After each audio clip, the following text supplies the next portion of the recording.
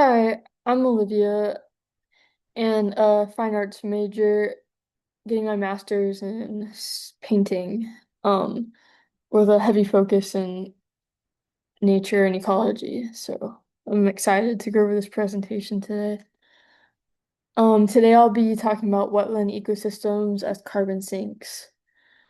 I will go over what they are, how they store carbon, and how people have used them as energy sources, and how this affects climate change. It is important to understand why wetlands are doing important work on the planet and how harvesting peat from them causes them to disappear or hurt our climate. So first, I'll go over what a wetland is.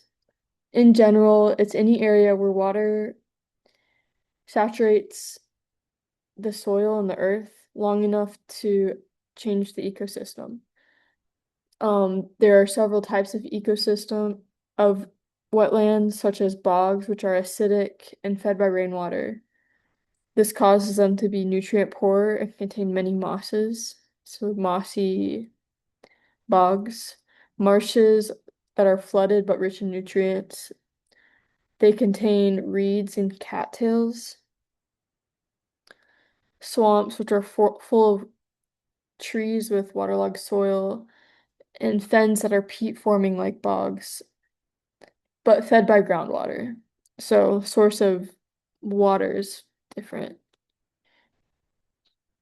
They're also less acidic and support more plant diversity.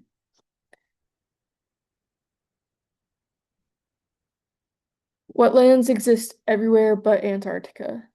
There are tropical mangroves and Arctic peat bogs. This map shows the major concentrations of peatlands. Wetlands cover roughly 5 to 8% of the Earth's land surface. They have a huge carbon storage capacity and are spread worldwide. So this means damage to wetlands is a worldwide problem, not just if you typically think of wetlands being in the south, like swamps, there's many types of wetlands. Uh, in Russia, for example, peatlands are drained for agriculture and mined for fuel, releasing years and years of stored carbon, like millennium years. Another side effect is that it triggers wildfires because it becomes dry and easily catches fire. Another side effect, or in Ireland, bogs have been heavily cut for peat fuel, wiping out rare habitats. And in Florida, which is where I'm from, our wetlands are drained for different water systems. And in Louisiana, oil and gas extraction has caused coastal marshes to sink.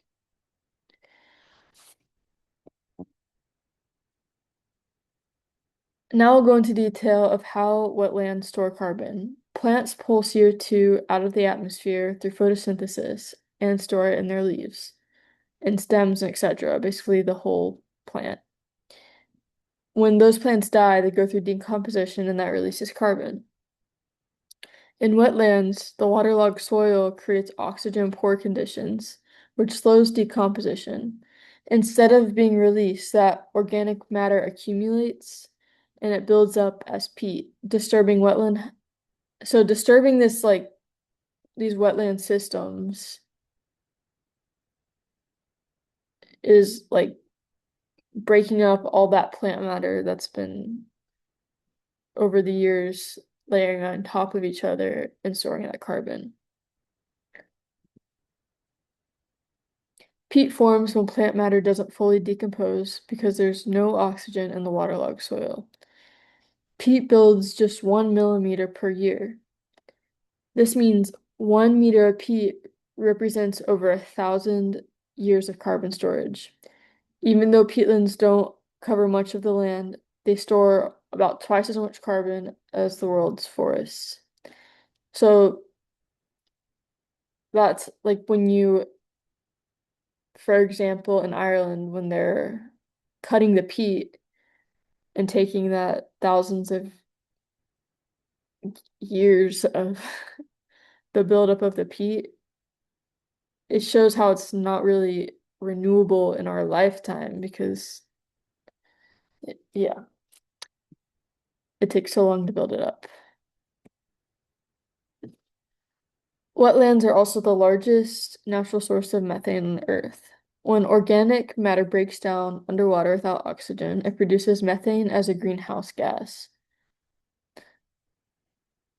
Intact wetlands emit some methane naturally, but when wetlands are disturbed, the emissions spike.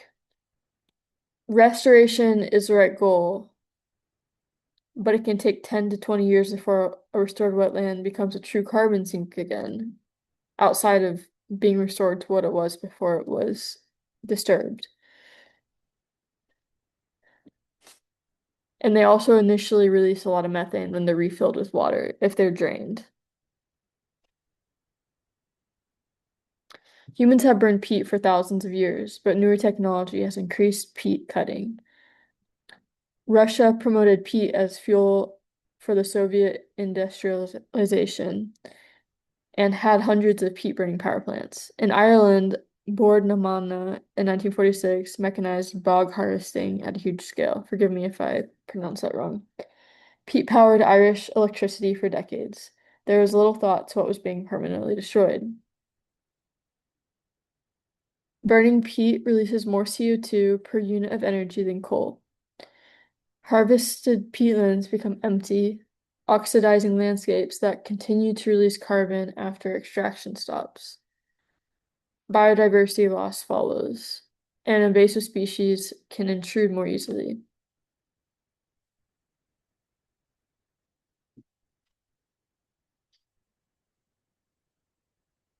Outside of peat wetlands, people have begun studying the wetlands plants as a faster growing energy source, an alternative. Um, they can be burned for heat and electricity. The methane produced naturally from anaerobic decomposition and wetlands can also be captured. There is an appeal that these are yearly crops, but you still have to be careful harvesting these materials because it could easily disturb the wetlands again. Harvesting wetlands, peat, or biomass risks compacting soil, disrupting hydrology. There's also an invasive species problem that occurs when you're taking or disturbing wetlands or draining them. Um, for example, rhododendron is one of the species that can move in and compete for space with the natural flora that lives there. Also the pitcher plant. In Ireland specifically, rhododendron and conifers move into areas that where peatlands are cut because these plants like to move into areas that were dried by disturb um dried by people who have been cutting the wetlands or draining them. The Everglades, for example, and where I'm from, Florida, once covered 4,000 square miles of earth, storing enormous amounts of carbon in the soil. Over half of it was drained for agriculture and urban development. Now, rising sea levels are pushing saltwater inland and killing freshwater vegetation and causing peat decomposition. The There is a restoration plan called the Comprehensive Everglades Restoration Plan, which is working to restore the natural water flow. And in Louisiana, the Mississippi River Delta wetlands were formed by sediment that was depositing from the Mississippi River. And its main issue is the levee systems built to control flooding have cut off that sediment. And oil and gas extraction causes the land to sink. The coastal marshes store significant carbon as well and are being released. The companies that cause this disruption do not usually take responsibility, and the cost is spread through climate change. So I will offer a few solutions.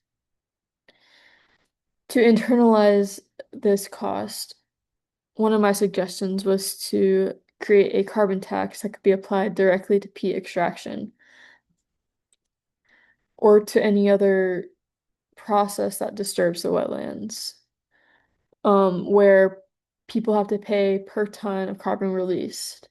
This hopefully would discourage extraction or encourage better practices for the environment. The data would need to include carbon emissions per ton of peat burned, which is harder to measure but possible, and annual extraction volumes, which is easier to measure. These measurements are documented by organizations like IPCC. To keep things fair, households that rely on peat for affordable heating should be exempt, while industrial producers bear the larger burden. In this way, we would be on a better path. And my bibliography. Thank you.